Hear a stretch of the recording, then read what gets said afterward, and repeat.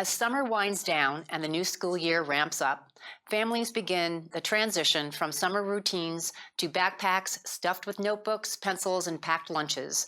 It can be an exciting time of new possibilities, new subjects, and new relationships. It can also be a very stressful time, especially if back to school is in the home.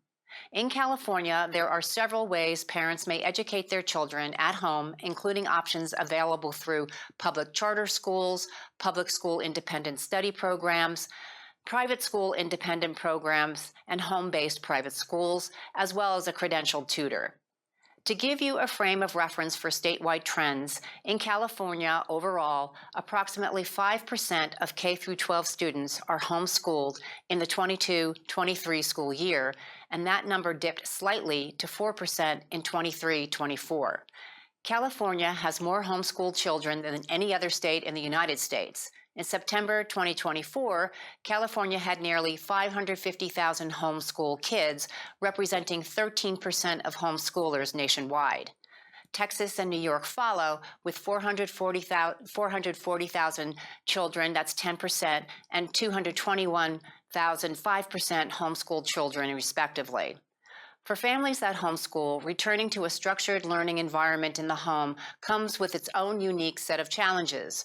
Transitioning from unconstrained routines and schedules to a more fixed, predictable, and organized learning environment can be daunting. Some of the key challenges facing parents that homeschool are maintaining control over a consistent daily schedule whilst juggling work and supervision responsibilities, establishing a quiet, organized space for focused learning, access to the right technology, including high-speed internet, homeschool curriculum, and video conferencing capabilities, and student socialization and motivation. There are solutions and best practices that can help parents prepare for the transition, including visual schedules and calendar reminders, applying for school-issued laptops and donations from local nonprofits, setting up virtual play dates, group projects, or enrolling in extracurricular activities like art, sports, and music, establishing clear goals and expectations, and taking advantage of homeschool networks in the community and regular check-ins with homeschool support staff. For more on recommended tools and resources, please visit today's show notes. We are fortunate today to welcome Shannon Rasby, supervising teacher at Forest Charter School in Nevada City, and her daughter, Clover, a student at Forest Charter School.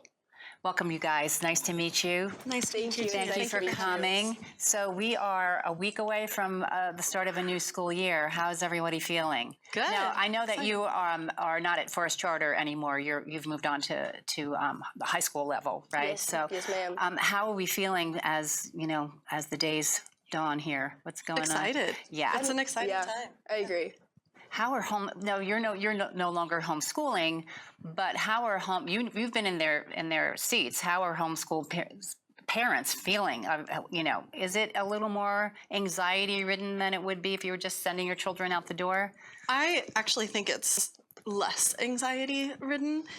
There is more work on the parents. The parents are getting organized and figuring out their plan and scheduling. Things that in a traditional school the teacher does. The parents are doing at home, figuring out what the schedule is going to be, how they're going to work in snacks or whatever. But it's also really fun. It's a fun time, and one of the things that is special about homeschooling is designing it for your child. So exploring the ideas of how your child wants to learn, what your child wants to learn about. Of course, every student follows the standards, but when you're homeschooling, you can deep dive into the things that they're really interested in. Yeah, customized within the requirements of the state education guidelines. And so it's really fun to make it exciting for your students. So were you homeschooling from the time that Clover was in kindergarten, or? No, she started in elementary school and then homeschooled all the way through middle school. Okay, yeah. And you have an older child as well, so you're super experienced. Yeah, right. I homeschooled 2 kids. So I would say that I'm very curious about the family dynamic. Does homeschooling make you closer as a family, or does it create more strife? What's the experience like? I would say it makes us a lot more tight knit. when I was in elementary school, like, obviously I was close to my mom, I was close to my brothers, I was, like, close to my whole family. But once I started homeschooling and I was, like, with them, like, consistently, I also homeschooled, like, starting at the time of COVID, so everybody was really close together. And, like, honestly, like, I was expecting to be, like, so annoying, but it was really nice. And I feel like, especially me and my mom have gotten a lot closer because, like, she was, like, legit my teacher. You know? Yes. And she, like how she was saying, like, she customized it to be for me, so it, like, made me like her a lot better.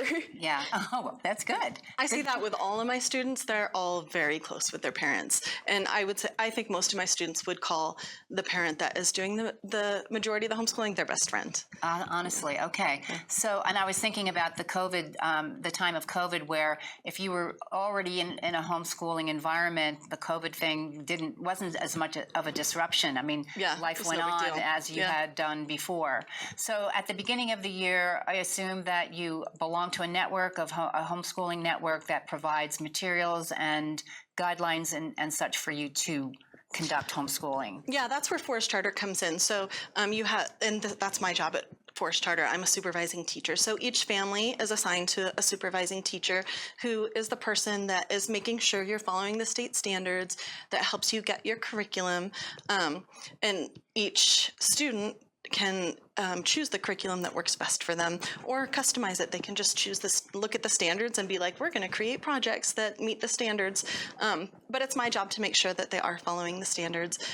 We'll meet with the families anywhere from once a week to once a month, depending on what that family needs. So they get constant support from the school. They're not doing it alone. Right. Yeah. And what was your experience as far as the testing and sort of the guidelines that your mom had to follow? I assume you were the only one homeschooling the children. Yeah, I did the bulk of it. Yeah. So what was your experience as far as, having to stay in the guidelines and pass the standardized tests and all that? Yeah, they still do testing. Mm-hmm. Yeah. Honestly, like, since I was, like, homeschooled and she was creating all my things and I got to, like, say my ideas, like, I didn't really know what was, like, legally needed to be done. I assume we did it, but as far as, like, testing and, like, state testing, that sucked because I was so used to, like, doing such, like, I'm very, like, a crafty person, so I was very into, like, doing, like, artsy things while learning about, like, science or whatever. And so when state testing came around, I was like, what is this? Like, where's my notebook? Where's my pencils? Right. But, like, it's annoying, but honestly, I think it's probably just as annoying as anyone else that's, like, any other school public school. But, like, it's a little bit extra because you're so used to, like, being able to do it what works best with your brain. Like, it's not like someone's just, like, putting something in front of you. It's like, this doesn't work for me. What can we change? While still, like, getting my education. Right. And then they hand you, like, CAST testing, and I'm like, this doesn't work. Yeah, like, it doesn't fit with what my mom's been doing with me so far, right? You get it done, you move on, you learn what you want to learn. Right, like, exactly. Now, what about, I have another question about the family dynamic, and then a specific question for you, Shannon. So we were talking about this earlier. What if you had, like, a little argument with your mom the night before about who was going to do the dishes that night, and then, the next morning you're at the table being ready to be homeschooled for the day? Was there ever any kind of lines that you guys had to negotiate? How did you handle that? I mean, if she says do the dishes and I talk back, is that back talk? I do the dishes. Got it. Okay. Back talk. I don't think I ever used that one. I think that because families are spending so much time together, they learn how to communicate very well. So there's not necessarily the same hyper level of conflict as there would be when you're not spending all this time together. Okay, that makes sense. It's really special. Yeah. I mean, the relationships that I see that come out of homeschooling are just so unique and just lovely. Yeah. It sounds like it was a wonderful experience for you guys. Shannon, I'm terrible at math. Right? So the thought of homeschooling my children in certain subjects I might be weak in is intimidating. And I'm sure you are stronger in some subjects than others. How do you handle that? Well, there's a few things. A lot of times the parent is learning alongside the child. And you don't have to be the expert in it. You can model learning. So you can model, I don't know how to do this. This is how I'm going to learn. This is how I'm going to teach myself, and you learn it together. Sometimes, especially those higher level maths, parents are like, I don't know how to do it, and I don't want to learn how to do it. And there is curriculum out there that will help you, and you can just literally plug the child in and they can do a video-based curriculum.